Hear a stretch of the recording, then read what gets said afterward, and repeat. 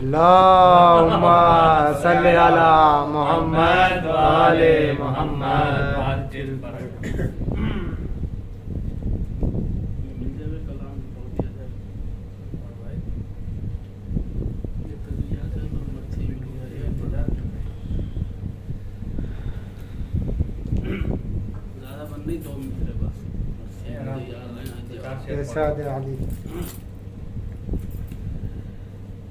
آج شبیر پہ کیا عالم تنہائی ہے، ظلم کی چاند پہ زہرا کے گھٹا چھائی ہے.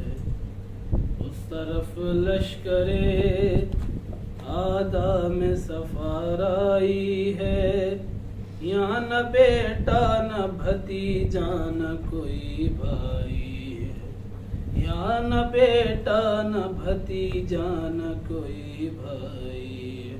کہ برچھیا کھاتے چلے جاتے ہیں تلواروں میں، مار لو پیاسے کو ہے شور ستمگاروں میں، مار لو پیاسے کو ہے شور ستمگاروں میں.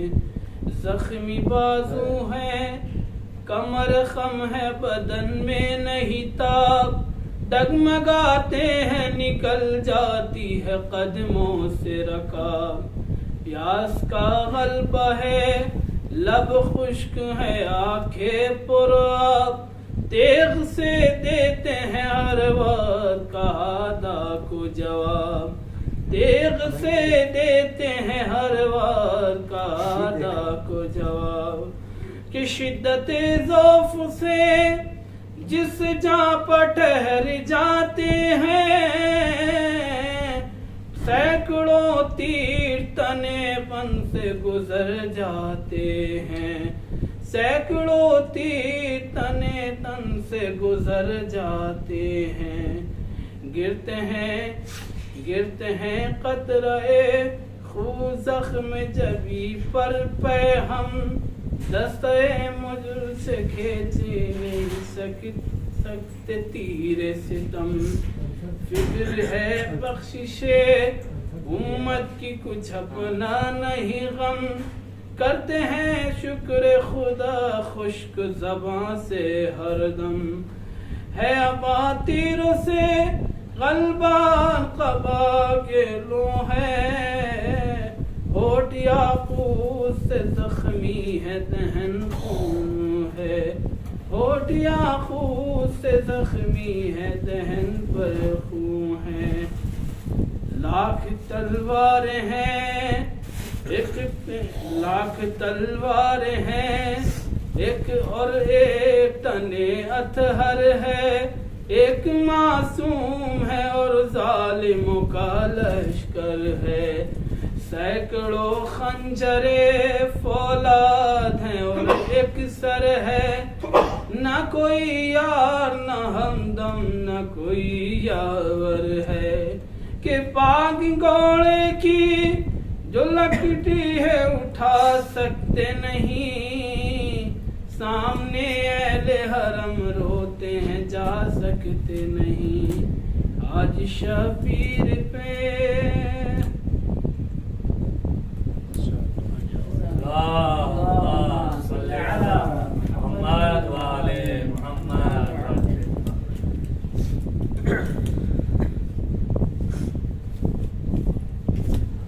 رحم الله من قرأ سورة الفاتحة. بسم الله.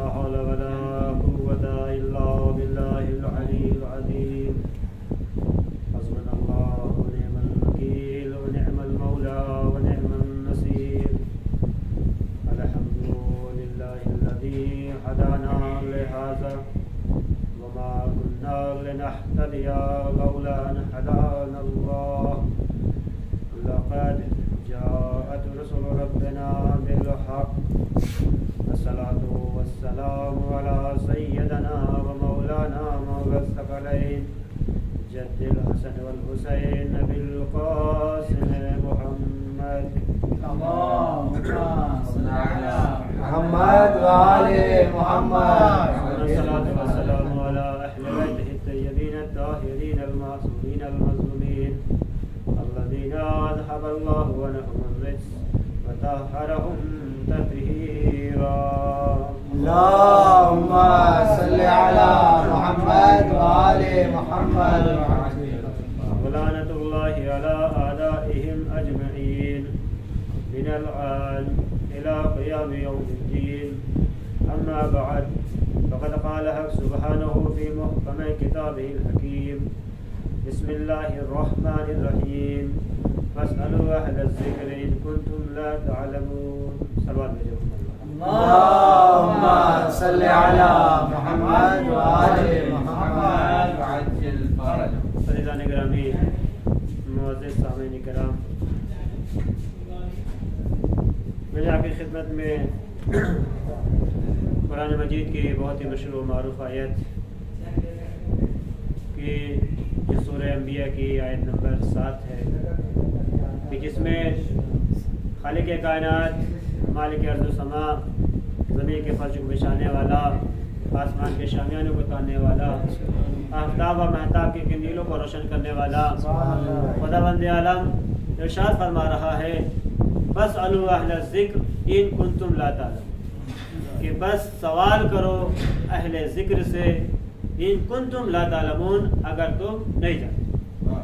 یعنی قرآن مجید ایسی کتاب ہے جو تھیوری کی شکل میں ہم تک آئی. قرآن ہے تھیوری، لیکن اگر ہمیں کوئی چیز معلوم کرنا ہو، پوچھنا ہو تو کیا ہم قرآن سے سوال کریں گے؟ کیا ہم قرآن سے پوچھیں گے؟ کہا کہ نہیں. کہا قرآن ہے، قرآن صامت. توجہ چاہتا ہوں، قرآن ہے، قرآن صامت. اب جو صامت ہوتا ہے وہ کلام نہیں کر سکتا.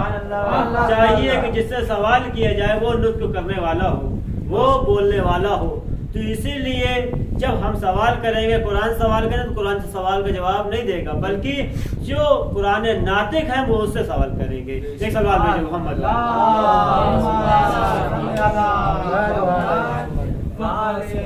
ہمارے پانچویں امام محمد باقر علیہ السلام کہ اہل ذکر سے مراد کون ہے؟ کہا کہ اہل سے مراد ہم ہیں اور ذکر سے مراد محمد مصطفیٰ صلی اللہ علیہ وسلم کے ساتھ. عزیزان گرامی، یہ آپ کی خدمت میں یہ آیت کا جو پیش کرنے کا مقصد، ہدف یہ ہے کہ ہم اس دنیا میں جو بھی آیا ہے وہ کیا ہے؟ وہ متعلم ہے، یعنی تعلیم حاصل کرنے والا ہے، وہ سیکھنے والا ہے. سکھانے والا، جہاں بتانے والا کون ہے؟ کہا کہ وہ کہ جس کے سینے پر قرآن نازل ہوا اس کو پڑھانے کی ضرورت نہیں، اس کو سکھانے کی ضرورت نہیں. وہ خداوند عالم سے سیکھ کر آیا، جان کر آیا. اب ظاہر سی بات ہے، اب ہمیں کیا چاہیے؟ کہا کہ جو جاننے والا ہے اس سے کیا کریں؟ سوال کریں، اس سے ہم کیا کریں؟ پوچھیں. لیکن اب یہ نہیں ہوتا کہ ہمارے علم میں، ہمارے فہم میں، ہمارے سمجھ میں یہ نہیں آتا کہ ہم سوال کس سے کریں.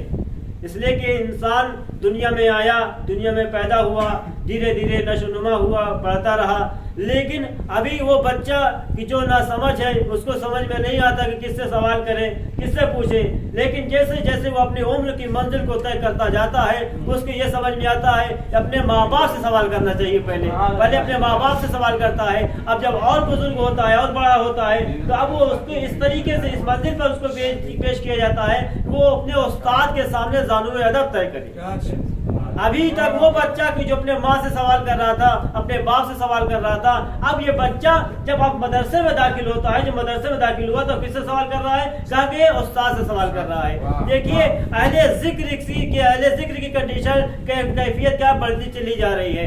ابھی بچہ جو ناسمجھ تھا، سمجھ میں نہیں آ رہا تھا، ماں باپ سے سوال کر رہا تھا، اس کے علم میں صرف یہی تھا کہ کیا اہل ذکر کون ہے؟ یہ ہے. ماں باپ ہیں ہمارے. جاننے والے کون ہیں؟ ماں باپ ہیں. ماں باپ سے سوال کر رہا ہے. لیکن دوسری کنڈیشن آگے بڑھی, وہ بچہ اس منزل پہ پہنچا کہ وہ مدرسے میں پہنچا. مدرسے میں پہنچنے کے بعد اس کو معلوم ہوا کیا یہ جو ہے استاد ہیں, استاد ہم سے زیادہ جاننے والے ہیں. وہ استاد سے سوال کر رہا ہے. جب وہ استاد سے سوال کیا, لیکن اب استاد نے ان کو ایک ایسی کنجی پکڑائی, ایسی چابی پکڑائی, کہا کہ دیکھو ہم تمہیں جو بتا رہے ہیں, ہم تمہیں جو سکھا رہے ہیں کہیں اور سے نہیں بلکہ یہ قرآن سے سکھا رہے ہیں, یہ اہل بیت سے جو ہم نے سیکھا وہ تمہیں بتا رہے ہیں. تو اب جب اہل بیت سے بتایا تو ہمیں پہچاننا ہوگا کہ ضروری ہے کہ معرفت اہل بیت ہمیں حاصل ہو.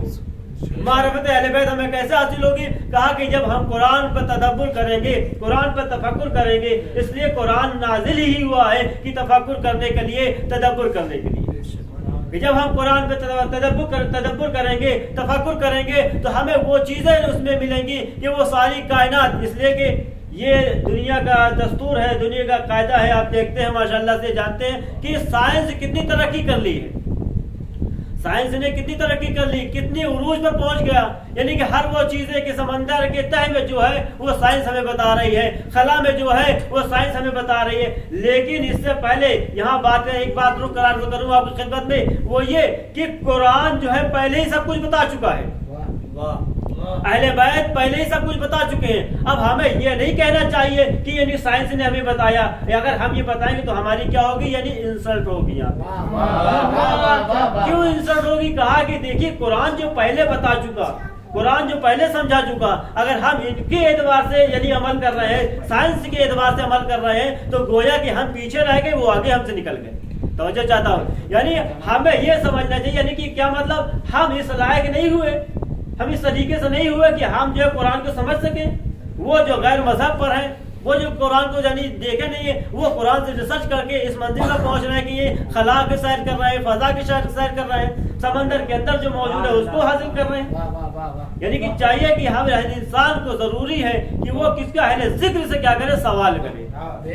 جب اہل ذکر سے سوال کرے گا تبھی اس کو نجات ملے گی. صلوات بھیجے محمد والے. اللہم صلی علی محمد وآل محمد. لیکن امام حسین علیہ السلام وہ کیا ارشاد فرماتے ہیں؟ کہا کہ اہل ذکر سے سوال کرو. لیکن کچھ لوگ ایسے بھی ہیں کہ جو صرف یعنی کہ بیان تو کرتے ہیں, اسلام کی باتیں تو کرتے ہیں, ہر چیز بیان کرتے ہیں, لیکن صرف زبان کی چاشنی کے طریقے سے. امام حسین علیہ السلام فرما رہے ہیں کہ ان الناس عبید الدنیا والدین لہو علی السنتہم. یعنی کہ بے شک یہ دنیا ان کی زبان پر کیسی ہے, دنیا کیسی ہے ان کی چاشنی کے طریقے سے. یہ دنیا کیا کریں, یہ دنیا کے غلام ہیں. عبید یعنی یہ غلام کی طریقے سے ہے. یہ کس کے؟ کہا کہ یہ دنیا کے غلام ہیں. کوئی بھی چیز ان کو دکھے گی وہ دنیا کی طرف مائل ہو جائیں گے. دنیا کی جو بھی چیزیں ہیں, دنیا کی چمک دمک دیکھ کر وہ اس کی طرف گر جاتے ہیں, اس کی طرف مائل ہو جاتے ہیں. امام حسین اور فرما رہے ہیں کہ دیکھو یہ دنیا کے غلام ہے, لیکن اسلام ان کی زبان پر صرف کسی طریقے سے چاشنی کے طریقے سے. چاشنی آپ کی خدمت میں عرض کریں کہ جب آپ کھانا بناتے ہیں تو کھانے میں نمک آپ کس لیے استعمال کرتے ہیں؟ کہا نمک ہم استعمال کرتے ہیں اس کے مزے کے لیے, ٹیسٹ کے لیے, ذائقے کے لیے.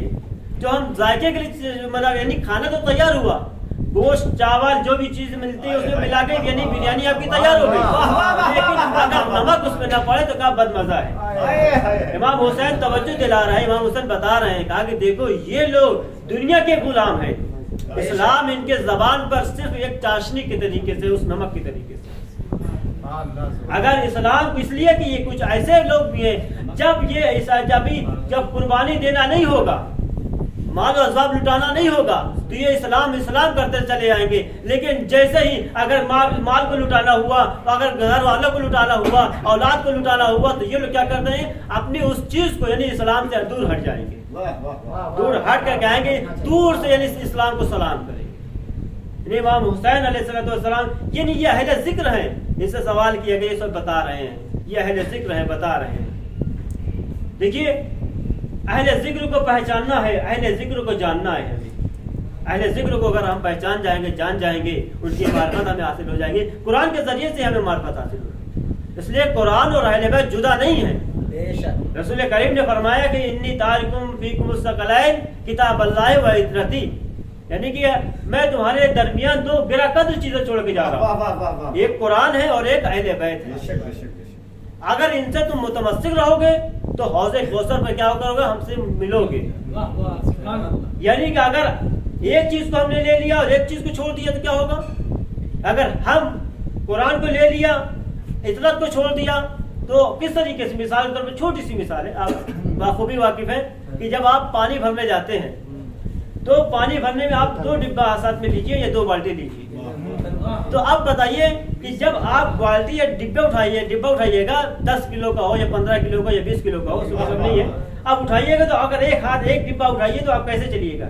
ٹیڑھے چلیے گا، ہے نا، ٹیڑھے چلیے گا۔ لیکن اگر آپ کے ہاتھ میں دونوں چیزیں ہوں، یعنی ایک ہاتھ میں 10 لیٹر اس میں ہو، 10 لیٹر اس میں ہو، تو آپ جو سیدھے ایک دم گزر جائیے گا۔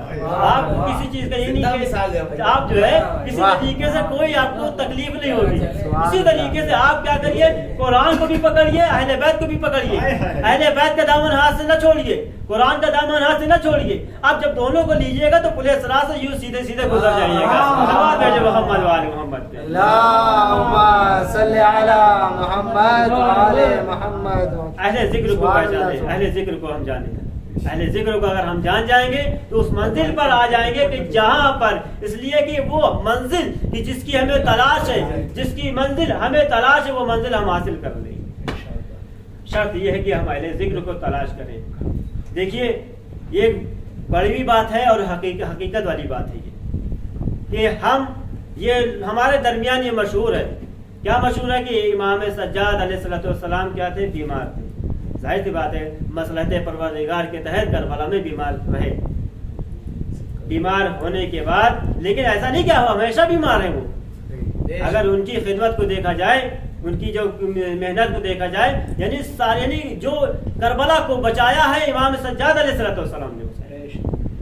اس لیے کربلا کے بعد جو مارکہ پیش آیا، اب ایسا نہیں کہ جناب سید سجاد نے اپنے سامنے اپنے پورے کنبے کو قربان ہوتے ہوئے دیکھا، اپنے والد کو قربان ہوتے ہوئے دیکھا ہے، لیکن ان کا جو مقصد ہے، اہل ذکر کا جو مقصد ہے، وہ مقصد کیا ہے؟ کہا کہ اسلام کو بچانا ہے، کربلا کو بچانا ہے۔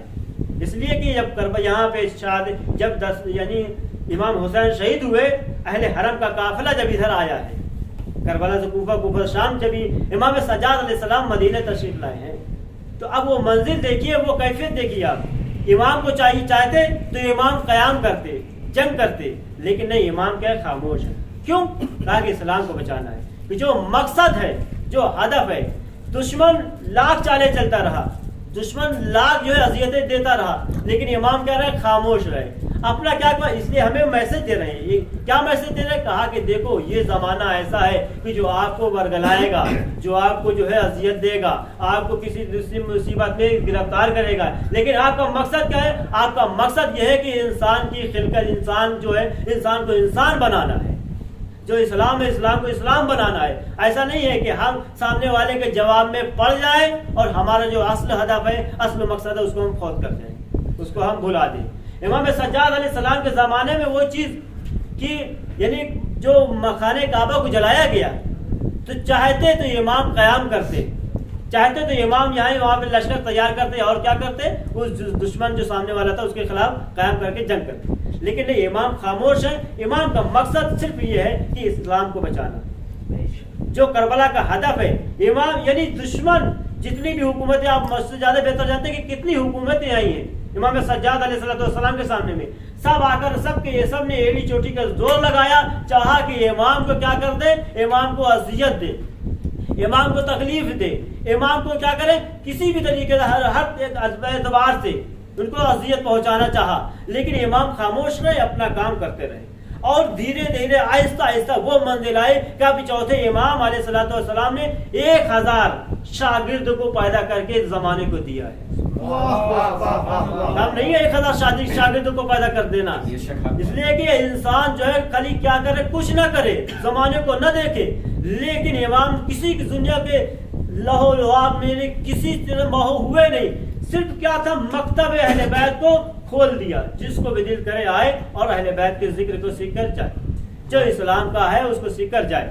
اسی طریقے سے جو مکتب امام سجاد علیہ السلام نے رائج کیا اس کو ہمارے پانچویں امام امام جعفر صادق علیہ السلام نے اور ہمارے جنہوں نے کیا کہ بیان کیا.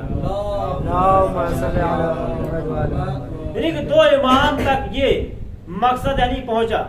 ایک پانچویں امام نے اس کو کیا ترجیح دی اور سب سے زیادہ رائج کس نے کیا؟ ہمارے چھٹے امام امام جعفر صادق علیہ السلام نے. چونکہ ان کے پاس وقت تھا، موقع محل کے اعتبار سے اس زمانے میں لوگوں کیا کرتے رہے، تجویز کرتے رہے، لوگوں کو تدریس کرتے رہے، پہنچاتے رہے. دیکھیے مقصد اہل ذکر کو پہچاننا ہے. اس زمانے کے لوگوں نے اہل ذکر کو پہچانا. جب اہل ذکر کو پہچانا تو اس منزل پر آئے کہ کوئی سلمان اس وقت کی جہاں جناب نبی کریم کے زمانے میں جناب سلمان، جناب ابو ذر، اور اس کے بعد جو آخر کی منزل میں چھٹے امام کے زمانے میں جو صحابی گزرے آپ کی خدمت میں، آپ کے ذہن میں ہے وہ چیزیں کہ کون کون سے صحابی گزرے ہیں. کیوں؟ کہا کہ ان سے متمسک رہے، اس در سے وابستہ رہے. جب اس در سے وابستہ رہے تو وہ منزل حاصل ہوئی، وہ معرفت حاصل ہوئی ہے. ایک سلوات بھیجو محمد والے محمد.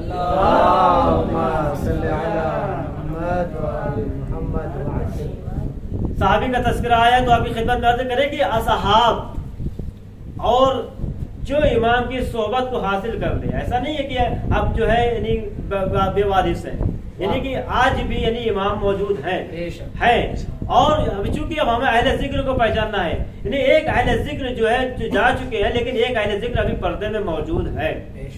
لیکن اب اس وقت کے اہل ذکر نے جب یہ اعلان کیا کہ ہم کیا کر رہے ہیں، مکے سے نہیں یا مدینے سے کوچ کر رہے ہیں، مدینے کو چھوڑ رہے ہیں، تو اہل ذکر نے یہ اعلان کیا. تو جب اعلان کس طریقے سے، اس خط کے ذریعے سے جو وصیت نامہ محمد ابن حنفیہ کو لکھا امام حسین علیہ السلام نے، اس میں یہ فرمایا کہ دیکھو میرا مقصد، میرا ہدف کیا ہے، حکومت، سلطنت، جو حشمت، یہ سب کچھ نہیں ہے، بلکہ ہمارا مقصد ہے امر بالمعروف نہی عن المنکر کرنا. اہل ذکر سامنے والوں کو بتا رہے ہیں، سمجھا رہے ہیں. دیکھیے امام حسین علیہ السلام آپ کی خدمت میں عرض کر چکا ہوں کہ کتنے سخت ہیں. سخت کس منزل میں؟ کہا کہ رسول اللہ کے صحابی، امام علی علیہ السلام کے صحابی، امام حسن کے صحابی میں بہت ان میں فرق اور امام حسین کے صحابی میں بہت بڑا فرق ہے. بے شک بے شک. وہ فرق کیا ہے؟ وہ فرق یہ ہے کہ رسول اللہ کے صحابی میں ان کو یہ نہیں، ان کو یہ معلوم تھا یا نہ معلوم نہیں تھا کہ ان کو یہ معلوم تھا کہ مرنا نہیں ہے. اگر ہم رسول اللہ کی صحبت اختیار کریں گے تو ہمیں مرنا نہیں ہے. ہم امام علی علیہ السلام کی صحبت اختیار کریں گے تو ہمیں مرنا نہیں ہے. کیوں؟ اور امام حسن علیہ السلام کے صحابی میں کہا کہ اگر ہم ان کی صحبت اختیار کریں گے، ان کے ساتھ رہیں گے تو ہمیں موت نہیں آنے والی ہے ابھی. لیکن امام حسین علیہ السلام کے جتنے بھی صحابی تھے سب کو یہ معلوم تھا، سب کو امام حسین متوجہ کرتے چلے، جتنا بھی راستے میں جو بھی منزل آئی سب کو متوجہ کرتے چلے کہ دیکھو کل تمہیں جانا ہے تو کل وہاں پہ شہید ہو جانا ہے. جس کو جانا ہے سب کو شہید ہو جانا ہے. اب تمہیں اختیار ہے، اب تم آنا چاہو یا آنا نہ چاہو، تمہیں اختیار ہے.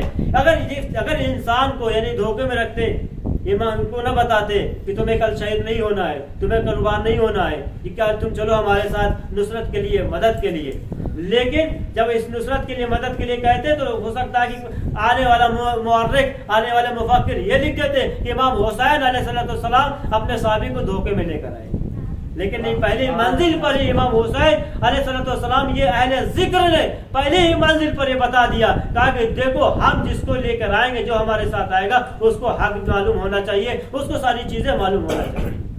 یہی وجہ ہے کہ جب دیکھا ہوگا آپ نے، تاریخ میں آپ نے مطالعہ کیا ہوگا کہ جب جناب مسلم کی شہادت کی خبر آئی ہے اور ادھر سے قاصد آیا ہے تو امام حسین علیہ السلام نے جب وہ قاصد آگے کہا کہ میں آپ سے کچھ بات کرنا چاہتا ہوں، تو اس وقت امام نے یہی جملہ فرمایا، کہا کہ دیکھو ان میں اور مجھ میں کوئی فرق نہیں ہے، جو باتیں ان کو معلوم ہے وہی باتیں مجھے معلوم ہے، جو مجھے معلوم ہے انہیں معلوم ہے، کوئی فرق نہیں ہے.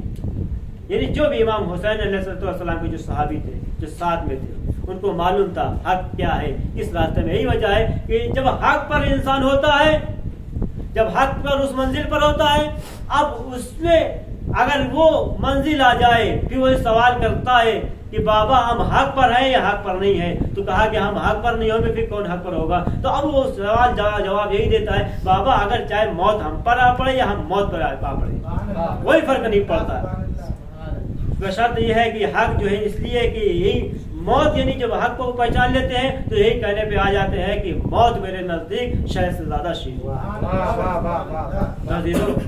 چاہیے کہ ہم کیا کریں، اہل ذکر کو پہچانے، اہل ذکر کی معرفت حاصل کرے۔ اہل ذکر کو پہچانا ہے، اہل ذکر کی معرفت حاصل کیا ہے، تبھی تو وہ جو 1000 لشکر کے ساتھ آیا تھا، کس طریقے سے امام کی گرویدہ ہوا، کس طریقے سے امام کے قدموں پر آ کر یعنی بوسہ دیا ہے۔ ایسے تو یعنی اہل ذکر کو پہچان نہیں رہا تھا، لیکن جیسے ہی وہ آیا ہے اور آنے کے بعد وہ منزل تھی، اس کی کیفیت یہ تھی، اس کی حالت یہ تھی کہ اگر اس کو تھوڑی دیر پانی اور نہ دیا جاتا تو کیا ہوتا، وہ اس کی پیاس کی شدت کی وجہ سے وہ مر جاتا، وہ ہلاک ہو جاتا۔ لیکن امام حسین علیہ السلام نے اس کو کیا کیا، اس کو پانی سے سیراب کیا۔ اس میں وہ بھی تھے کہ جو پانی نہیں پی سکتے تھے، امام نے خود اپنے ہاتھوں سے، اہل ذکر نے خود اپنے ہاتھوں سے کیا کر دیا، پانی سے سیراب کیا۔ اب وہ پانی کو سیراب کرنا تھا، وہ بھی پوری منزل آپ کی خدمت میں، یعنی کہ اہل ذکر کو پہچاننا ہے، اہل ذکر کو سمجھنا ہے۔ اہل ذکر کو اگر سمجھ جائیں گے، اہل ذکر کو اگر پہچان جائیں گے تو وہ کی جو نار میں تھا نور کی طرف، وہ کی جو ظلمت کی طرف تھا وہ نور کی طرف آتا ہوا نظر آیا۔ اور تاریخ بھی دیکھ ہی لیا ہے آپ نے کہ وہ جو ابھی جہنم میں جانا ہی چاہتا تھا، ایسا نہیں ہے، کچھ لوگ دل جو کشمکش میں تھا کہ جن کا، جیسے کہ امام حسین نے فرمایا، جن کا دل دنیا کی طرف لگا تھا وہ جہنم کی طرف چلے گئے، اور جن کا دل دنیا میں لگا تو تھا لیکن ایک نور کی کرن اس کے دل میں روشن تھی، اجاگر تھی، وہ اس جہنم کی اس دنیا سے نکل کر نور کی طرف آ گیا، اور وہ بھی منزل دیکھا کہ اپنے کو قربان کیا اہل ذکر کی وجہ سے، وہ بھی منزل آئی کہ یعنی امام حسین علیہ السلام بتا رہے ہیں، سمجھا رہے ہیں، اور خالی اپنے اصحاب کو نہیں متوجہ کرا رہے ہیں، بس زیادہ آپ کو زحمت نہیں دینا ہے، کیونکہ یہ وجہ سے حسین ہے اور آپ بغور سنتے ہیں، چونکہ اس چیز کا بھی آپ لوگ خیال رکھیں، حالانکہ مجھے بھی اس چیز کا خیال رکھنا چاہیے کہ جو وقت دیا جائے، مجلس کا جو وقت دیا جائے، اس وقت پہ تشریف لانے کی زحمت کریں، کیونکہ یہ وقت ہمیں آپ نہیں دے رہے ہیں، یہ وقت آپ ہمیں نہیں دے رہے، بلکہ آپ وقت دے رہے جناب سیدہ کو۔ آپ کا عقیدہ ہے کہ نہیں کہ آپ وقت دے رہے جناب سیدہ کو، آپ وقت دے رہے ہیں معصومین علیہ السلام کو، اس لیے کہ تاریخ بتاتی ہے، آپ کو معلوم ہے کہ یہ روایت جب خدمت ہے کہ جہاں کہیں بھی فرش عذاب رشتہ ہے، کوئی آئے یا نہ آئے، بقی سے ایک ٹوٹی ہوئی کمر کو پہ ہاتھ رکھے ہوئے ایک شام سے ایک بی بی چلتی ہے، بقی سے ایک بی بی چلتی ہے، اور ایک بی بی جو چھوٹی سی بچی ہے وہ شام کے قید خانے سے اٹھ کر آتی ہے اور آ کر مجلس حسین میں ہر ایک کا چہرہ دیکھتی ہے۔ جب عزادار گریہ کرتے ہیں تو اس وقت وہ چھوٹی سی بچی پوچھتی ہے یہ کون ہے، یہ کیا کر رہے ہیں؟ تو عجب نہیں، وہ بتاتی ہے کہ یہ تمہارے بابا کی عزادار ہیں، تمہارے بابا پر گریہ کر رہے ہیں۔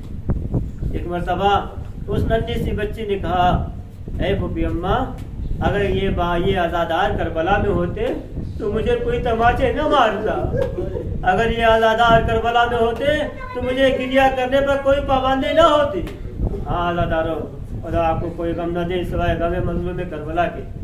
عزیزو لیجئے، یہ سفر کا مہینہ چل رہا ہے، 40 آنے والی ہے، خدا کرے یہ راستہ ہموار ہو جائے، سب زیارت کربلا کے لیے جائے، لیکن ہاں عزیزو سب جائے ہیں، سب گئے ہیں کربلا کی 40 میں سب گئے ہیں، لیکن ایک بچی ہے جب کربلا سے قید خانے میں آئی ہے تو دوبارہ کربلا جانا نصیب نہ ہوا، اسی قید خانے میں وہ بچی رہ گئی، ارے اپنے بابا کا چہلم منانے کے لیے بھی کربلا نہ آ سکی۔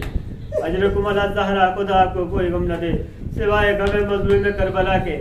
آج تو جانتے ہو یہ بچی کون ہے؟ یہ وہ بچی ہے کہ جو حسین کے جگر گوشہ حسین کے جو لگتے جگر ہے، یہ وہ بچی ہے کہ جب امام حسین جا رہے تھے تو اس وقت اس بچی نے یہ جملہ کہا، بابا نیند آئے گی جب آپ کی منہ پاؤں گی بابا، میں رات کو مقتل میں چلی آؤں گی بابا۔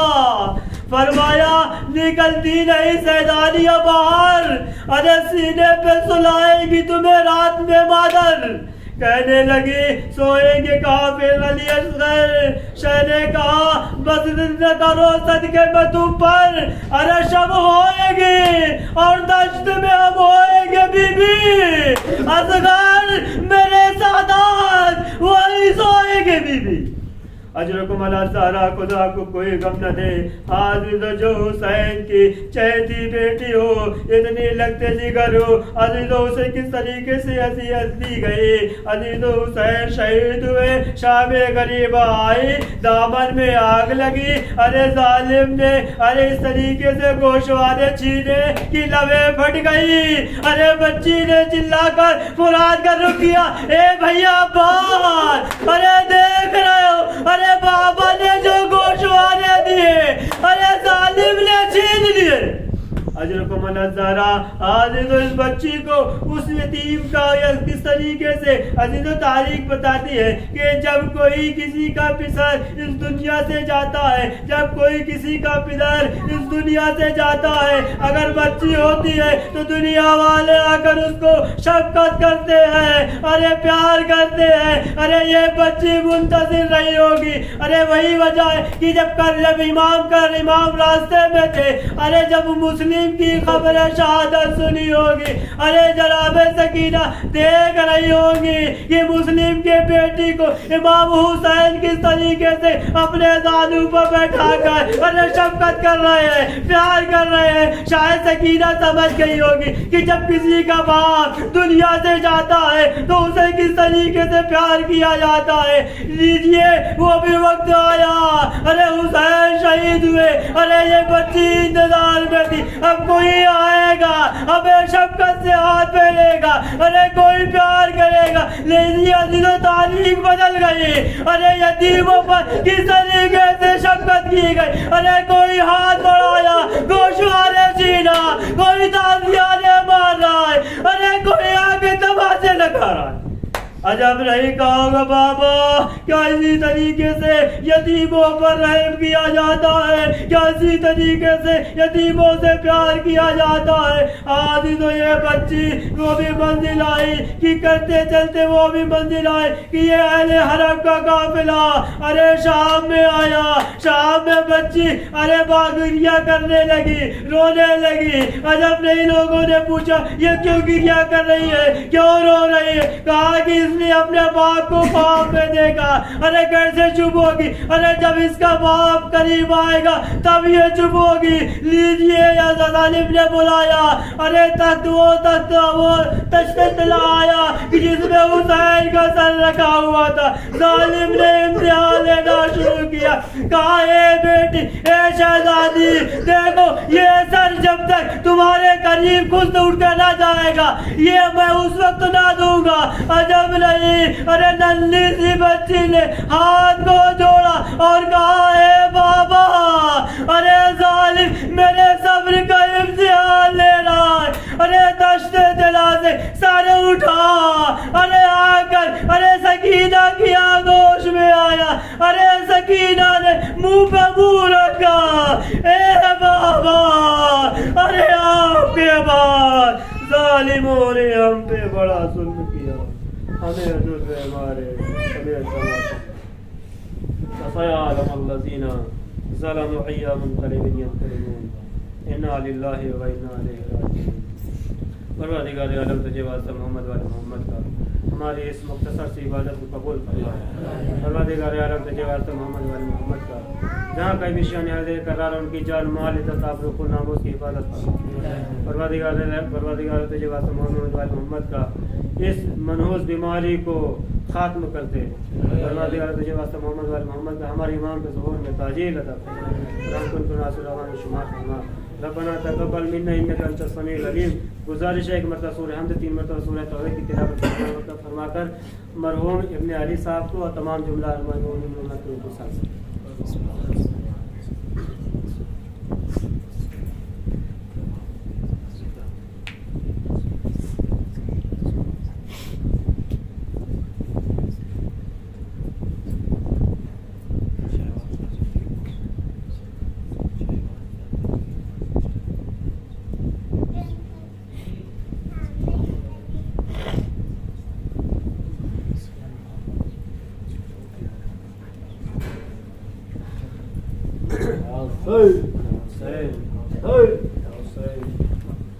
ایک زندہ میں ایک مدینہ ہائے صغرا ہائے سکینہ. ایک زندہ میں ایک مدینہ ہائے صغرا ہائے سکینہ. کوہ گرا دونوں پہ ہے ٹوٹا ہائے صغرا ہائے سکینہ. ایک زندہ میں ایک مدینہ ہائے صغرا ہائے سکینہ. ایک زندہ میں ایک مدینہ ہائے صغرا ہائے سکینہ. ایک زندہ میں ایک مدینہ ہائے صغرا ہائے سکینہ. ایک کو غم ہے زندہ میں سب چھوڑ کے مجھ کو جائیں گے. ایک بیٹھی ہے آس لگائے گھر والے کب آئیں گے.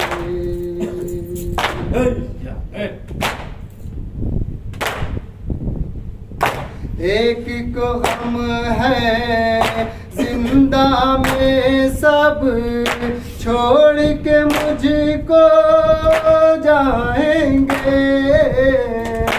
ایک بیٹھی ہے آس لگائے گھر والے کب آئیں گے. دونوں کو فرقت کا ہے صدمہ دونوں کو فرقت کا ہے صدمہ دونوں کو فرقت کا ہے صدمہ. ہائے صغرا ہائے سکینہ. ایک زندہ میں ایک مدینہ ہائے صغرا ہائے سکینہ. ایک زندہ میں ایک مدینہ ہائے صغرا ہائے سکینہ.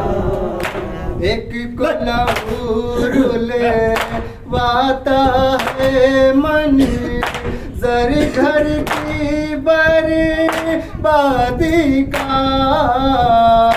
ایک آنکھوں میں خواب سجائے ہے اکبر کی شادی کا.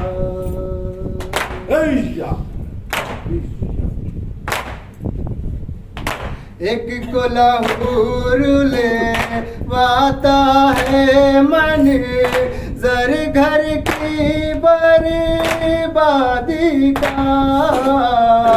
ایک آنکھوں میں خواب سجائے ہے اکبر کی شادی کا، دونوں کی تشبیہ ہے تمنا، دونوں کی تشبیہ ہے تمنا، دونوں کی تشبیہ ہے تمنا، ہائے صغرا ہائے سکینہ، ایک زندہ میں ایک مدینہ، ہائے صغرا ہائے سکینہ، ایک زندہ میں ڈھونڈ رہی ہے اصغر کے گہوارے کو، ایک حسرت سے دیکھ رہی ہے اکبر کے سجادے کو۔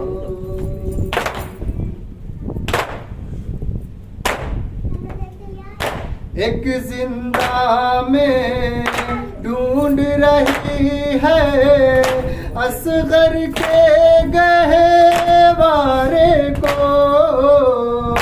ایک حسرت سے دیکھ رہی ہے اکبر کے سجادے کو،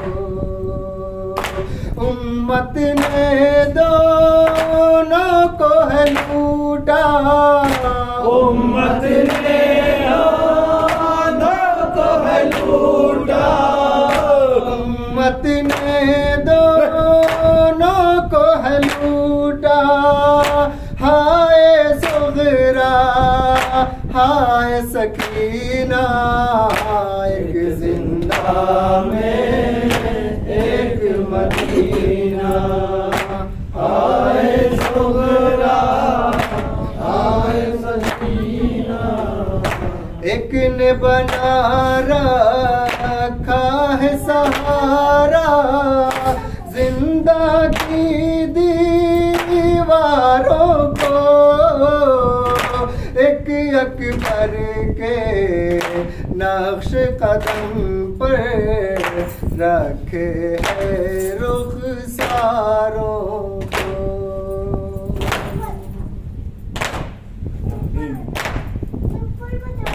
ایک نے بنا رکھا ہے سہارا زندگی دیواروں کو، ایک اکبر کے نقش قدم پر رکھے ہے رخساروں کو، دونوں کو غربت نے گھیرا، دونوں کو غربت نے گھیرا، دونوں کو غربت نے گھیرا، ہائے صغرا ہائے سکینہ، ایک زندہ میں ایک مدینہ، ہائے صغرا ہائے سکینہ، ام رباب اور ام لیلا روتی ہے زندہ کے اندر، ایک ننھی سی چادر لے کر، ایک خط صغرا لے کر،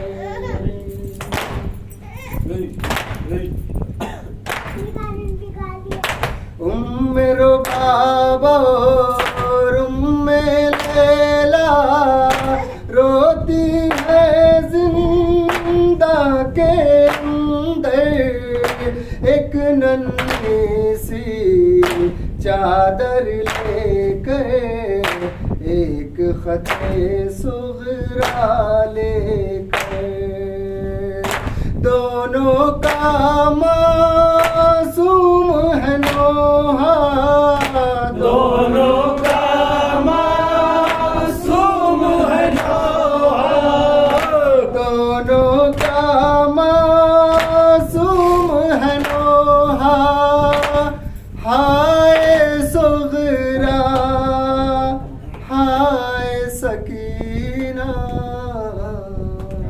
Hey!